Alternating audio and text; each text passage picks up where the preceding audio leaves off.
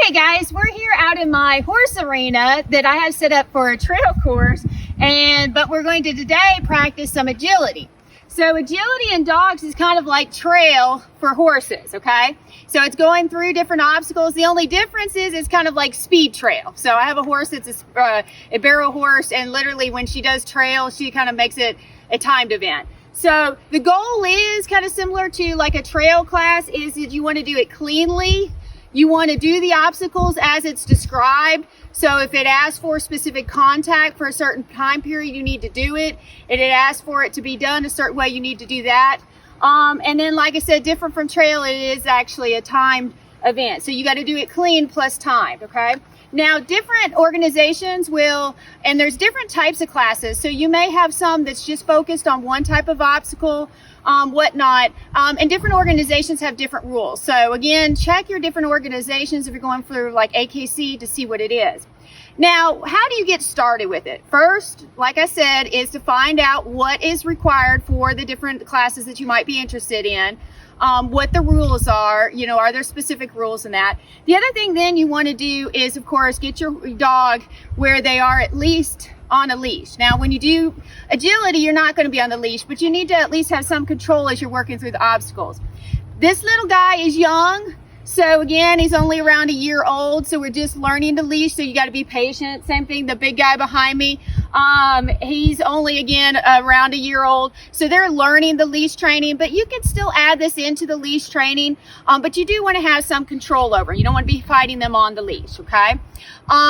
Again, younger animals, you want to be very cautious. Like in your agility, they'll have jumps. So today we'll step over some stuff, but they're going to be growing still. So you do want to make sure that you're not looking at a really young dog where that can cause some joint stress. So a small breed dog, usually you're looking at about 6 to 8 months. Medium sized breed, about 12 months. And then a large breed, super large breeds, you may be looking at 18 months. Even your really great breed, like your Great Danes, will be about 24 months before they're really finished growing. So again, that can cause some joint related issues if you do too much impaction, like hip dysplasia, for example. So you do want to be cautious about that. Other things, you want to make sure that they have a good diet. You're going to start building some muscles up. So you want to make sure their diet, they're a performance animal now, so that they have good protein, healthy protein levels for building those muscles. Also, you think about like for muscular activity, immune function for like when you're traveling to these agility competitions, you may be looking at supplementing with like vitamin E, different things like that. So again, there are just them different performance diets that are out there for dogs, specifically for dogs, that you want to start looking into.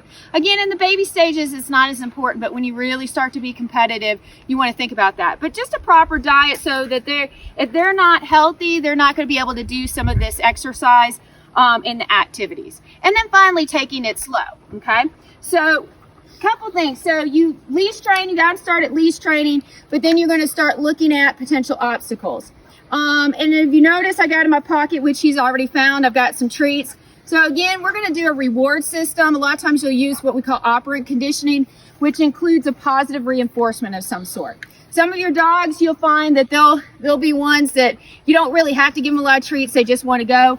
Other ones, they like that treat as an incentive. So if you got a dog that's really pushy, then you may use what's called clicker training. So pretty much what happens if you got a dog that is really pushy about treats, and he saw it, but he, kind of let it be. But if you do have one, what you do is you teach them with that clicker that the only time they're getting a treat is after you click. So after they do something good, like an obstacle or something, you'll click them and then give them a treat. That way they know they have to wait for that click and wait politely before they get their treat. But again, he's a real polite guy, so I'm not worried about that. Certain dogs are better agility-wise than other ones. So he's a mix of a border collie, so they're really kind of athletic. They're a good size for a lot of the obstacles. Where we got here is a Great Pyrenees lab mix. So probably not the most ideal, but still, this is good fun for him. It's a good bonding experience for him. And he's a real pleaser. So again, that's something to kind of keep in mind. And again, there are some unusual dog breeds that have done exceptionally well And it's because they just love it. Okay, they love the experience in that. Don't ever force a dog or any type of pet to do something they're not really enjoying. Okay, and so that's the other thing too. If you start really getting into the competitions, make sure that the dogs and you both enjoy it before you continue on. So that's the big thing there, is you want to pick an animal that seems to really enjoy it. Make sure that they're healthy. That's also important too. And you can see these are young, healthy animals.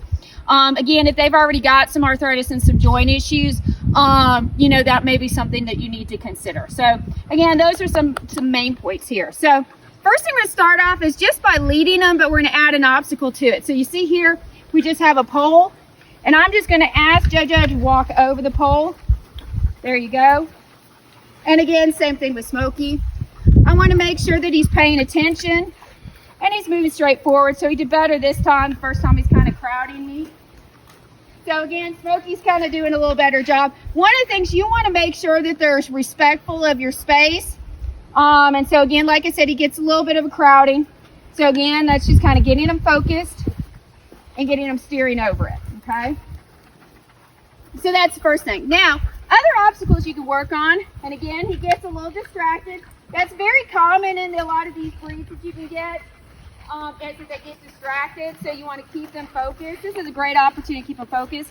Here you see these are our poles for different barrel or for running events for horses, but we also have weave poles in our running classes. Okay, so the goal is to get through these things fairly quickly, and right now all we're doing is asking them to weave through. Okay, and again, he gets a little distracted. Smokey, it's a little tighter for him. Now, when you start to get to the point where you want to just run alongside and have them weaving out, that's where it's good to have shorter poles. So these aren't the most ideal, but again, and you can get like cones, for example. The goal is to be able to utilize what you have before you really invest. So here I've got the poles as for my pole bending horses, but I can use it again just to teach them about weaving. And again, it's respect. So there you see, you kind of not got close. See how he doesn't want to go through here. So we're having little difficulties to this. There you go. There you go. So he doesn't do quite as well. But that's okay. And again, you notice the other thing I'm doing, I'm switching from hand to hand just to see which one works the best for him. And again, that was a little harder of a thing. You know, he's like, going straight is easier for me, okay? Now we'll come over to the next thing. So I've raised and I've just taken, this is actually a standard jump obstacle or a gate you use in trail. I've raised it up for the animal. And you can see I want him to walk over politely. Give you my big boy. Again, they're still growing in their joints. So I want to make sure that they go ahead and grow, that they're not jumping it. Right now, I just want them to politely go over it. And then as I add speed, as they start to get a little larger, I'll do the same thing, okay? The goal is just to get them used to different obstacles, get them respectful and paying attention to it. So you can see he kind of is a na-na land. So again, that's something that we have to work on.